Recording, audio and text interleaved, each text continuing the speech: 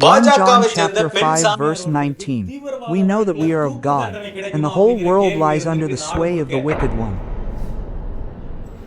மே 8ஆம் தேதி NIA court இந்த தீர்ப்பை கொடுக்க போகுது. என்ஐஏ அதிகாரிகள் கோர்ட்ல என்ன சொல்லிருக்காங்கன்னா, இந்த பெண் சாமியார் மேல எந்த கரிசனமும் காட்டக்கூடாது, இவங்களுக்கு அதிகபட்ச தண்டனை, இந்த தீவிரவாத வழக்குல அதிகபட்ச தண்டனைங்கிறது தூக்கு தண்டனை வரைக்கும் கொடுக்க முடியும். இந்த நிலையில் தான் என்ஐஏ அதிகாரிகள் இவங்களுக்கு அதிகபட்ச தண்டனை கொடுக்கணும் அப்படின்னு கோர்ட்ல சொல்லியிருக்காங்க.